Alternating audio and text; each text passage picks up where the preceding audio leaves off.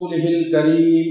أما بعد فأعوذ بالله من الشيطان الرجيم بسم الله الرحمن الرحيم والله يعلم ما تسرون وما تعلنون والذين يدعون من دون الله لا يخلقون شيئا وهم يخلقون صدق الله العظيم۔ ان آیات کے اندر اللہ تبارک و تعالی نے جس قوم کا ذکر کیا، جن لوگوں کا ذکر کیا جو تکبر میں، غرور میں حد سے تجاوز کر چکے تھے، ان کا انجام کیا ہوا۔ آج دنیا کے اندر لوگوں کو ایسے ہر بندے کو تقریباً افراد سے پالا پڑتا ہے کہ جو متکبر ہوتے ہیں، مغرور ہوتے ہیں اور انسانوں کو بالکل حقیر اور پست سمجھتے ہیں، اور پھر ان کو ہر طرح سے ذلیل اور نقصان پہنچانے کی کوشش کرتے ہیں۔ ایسے طبقات کے لیے اللہ رب العزت نے قرآن پاک کے اندر یہ خاص الفاظ وظیفے کے طور پہ عطا فرمائے ہیں کہ اگر آپ پست ہو چکے ہیں، ذلت میں گئے ہیں اور آپ کو کوئی تنگ کر رہا ہے حد درجے زیادہ، اور وہ آپ کو رسوا کرنا چاہتا ہے، پست کرنا چاہتا ہے، ذلیل کرنا چاہتا ہے، اور آپ اس کے لیے پہلے تو دعا کریں۔ اگر اس کے مقدر میں دعا سے ہدایت نہیں ہے تو یہ الفاظ اس کی گرفت کا باعث بن جائیں گے۔ نبی صلی اللہ علیہ وسلم پہ جب یہ آیات اتری تو آپ اس معاشرے کے ماحول کو سامنے رکھیں کہ آپ صلی اللہ علیہ وسلم پہ تکلیف کتنی تھی، تنگی کتنی تھی کہ آپ علیہ السلام کا کوئی ساتھ دینے والا بڑی تعداد میں نہیں تھا۔ آپ علیہ السلام کے پاس مضبوط مالدار طبقہ نہیں تھا، بلکہ غریب چند مساکین آپ کے گرد تھے، لیکن آپ صلی اللہ علیہ وسلم کے سامنے جو متکبر لوگ تھے، اور وہ تکبر ایسے کرتے تھے کہ جب حضور سے لڑنے کے لیے گئے بدر میں تو کعبے کے غلاف کو پکڑ کے کہہ رہے ہیں، قرآن کہتا ہے اللہم ان کان ھذہ الحق فامطر علینا حجارۃ من السماء، اللہ اگر ہم حق پر ہیں تو وہ محمد صلی اللہ علیہ وسلم غلط ہے تو پھر تو ہماری مدد کر، اگر وہ حق پر ہیں ہم غلط ہیں تو ہم پہ پتھروں کی بارش کر۔ یعنی تکبر ایسا تھا کہ حضور صلی اللہ علیہ وسلم اور صحابہ اہل بیت کو غلط کہہ رہے ہیں اور اپنے آپ کو حق پہ سمجھ رہے ہیں۔ آج بھی ایسے لوگ بڑے ہیں جو صحابہ اہل بیت کو برا سمجھتے ہیں اور اپنے آپ کو حق پہ سمجھتے ہیں۔ تو ایسوں کے متعلق یہ الفاظ، اب ترجمے کو مختصر دیکھیے۔ اللہ رب العزت نے پہلے فرمایا واللہ یعلم، اللہ جانتا ہے، ما تسرون وما تعلنون، جو تم چھپاتے ہو یا ظاہر کرتے ہو، تمہارے اندر کیا ہے، تمہارے باہر کیا ہے، اللہ کے علاوہ کوئی نہیں جانتا، لیکن اللہ جانتا ہے کہ تم لوگ اللہ کے لیے کام کر رہے ہو یا مخلوق کے لیے کر رہے ہو۔ پہلی بات ہے۔ پھر فرمایا والذین یدعون، اے مشرکو مکہ کے، تم محمد صلی اللہ علیہ وسلم کی نافرمانی کر رہے ہو، توہین کر رہے ہو، تذلیل کر رہے ہو، آپ کو برے برے لفظوں سے یاد کر رہے ہو، صحابہ کو نقصان دے رہے ہو، تم ان بتوں کی خاطر یہ کر رہے ہو اور کہتے ہو یہ بت ہمارے حاجت روا مشکل کشا ہیں۔ اللہ کہتا ہے والذین یدعون، تم جن لوگوں کو بھی، جس کو بھی پکارتے ہو، من دون اللہ، اللہ کو چھوڑ کر، لا یخلقون شیئا، انہوں نے کچھ بھی تخلیق نہیں کیا، کچھ بھی پیدا نہیں کیا، وہم یخلقون، وہ خود بھی پیدا ہوئے ہیں۔ جو خود پیدا ہو وہ اس کے برابر نہیں ہو سکتا جو پیدا کرنے والا ہے۔ خالق اور مخلوق کیسے برابر ہو سکتے ہیں؟ رازق اور مرزوق کیسے برابر ہو سکتے ہیں؟ عابد اور معبود کیسے برابر ہو سکتے ہیں؟ اللہ خالق ہے، یہ مخلوق ہے، اللہ رازق ہے، یہ مرزوق ہے، یہ تو ایسے مخلوق ہیں کہ یہ ہل بھی نہیں سکتے۔ آگے کا اموات، یہ مرے ہوئے ہیں، غیر احیاء، یہ زندہ ہی نہیں ہے، ان کے اندر تو روح ہی نہیں ہے، یہ تو پتھروں کی مورتیاں ہیں، یا یہ پتھر ہو چکے ہیں یا دنیا سے جا چکے ہیں، تو یہ حاجت روا کیسے ہو سکتے ہیں، یہ مشکل کشا کیسے ہو سکتے ہیں؟ وما یشعرون، انہیں شعور ہی نہیں ہے، ان کے اندر تو کچھ ہے ہی نہیں۔ تم ان پہ تھوک دو، تم انہیں لات مار دو اور پتھروں کو گرا دو، توڑ دو،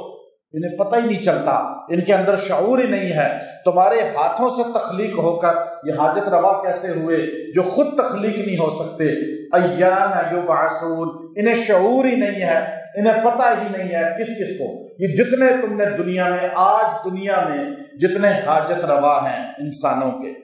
اللہ کے علاوہ، آج دنیا میں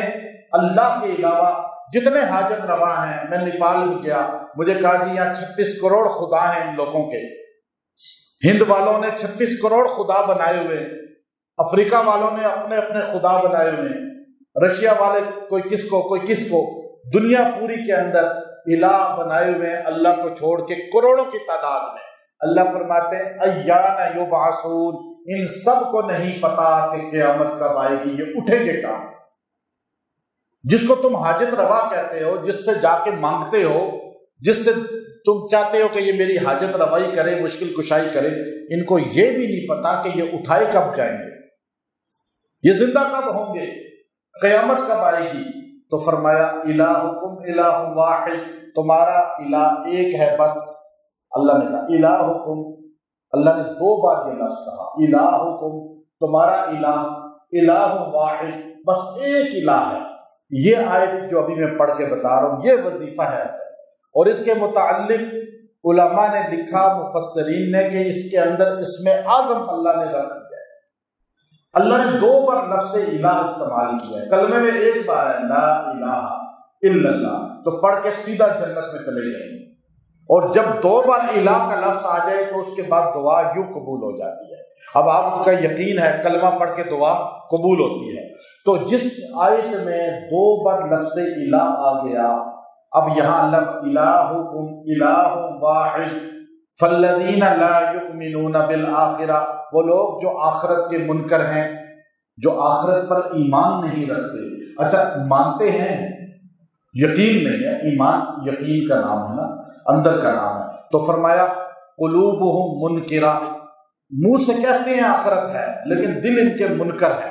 دل نہیں مانتے، وہم مستکبرون، اور ساتھ یہ تکبر بھی کرتے ہیں، ساتھ یہ تکبر بھی کرتے ہیں۔ یہ 2 جملے اللہ نے اس آیت کے اندر بولے، یہ آیت کریمہ کہ فرمایا اگر آپ کو کوئی تکبر کرنے والے سے پالا پڑ جائے، آپ کا باس بڑا کوئی بھی، جو غرور تکبر میں اقتدار کا نشہ ہوتا ہے، سیٹ کا نشہ ہوتا ہے، اور جو لوگ اس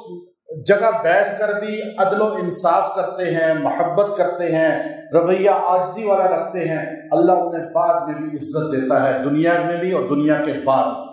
اور ایسے لوگ بہت سے لوگوں نے دیکھے ہیں، آج اللہ کے نیک لوگوں کی، ولیوں کی ہم کیوں تعریف کرتے ہیں کہ اللہ نے ان کو مخلوق سے عجز انکساری کے ساتھ تعلق رکھنے والا بنایا۔ آج ان کی قبروں میں لیٹے ہوئے بھی ہمارے دلوں میں عزت ہے، وہ انسان دنیا میں زندہ ہو یا نہ ہو، اللہ اس کی عزت دل میں ڈال دیتے ہیں۔ اب ہمارے اسرار عباسی صاحب ماشاءاللہ پنڈی کے ہمارے سی پی او رہے، ابھی بھی ادارے بڑوں کے ہیں، اب یہ جب اقتدار میں تھے، پنڈی کے سی پی او جب تھے، تو ہم نے ان کو دیکھا بڑی عاجزی انکساری کے ساتھ سب کے ساتھ پیش آتے تھے، تو آج بھی الحمدللہ ان کی عزت لوگوں کے دلوں میں ہے، اور آج بھی لوگ ان سے دل سے محبت کرتے ہیں۔ یہ وہ عزت ہے جو پیسے کے ساتھ نہیں ملتی، جو انسان کو جو ہے نا اپنا غرور تکبر کے الفاظ سے نہیں ملتی۔ یہ عزت ملتی ہے جب آپ کسی کی دعا لیتے ہیں،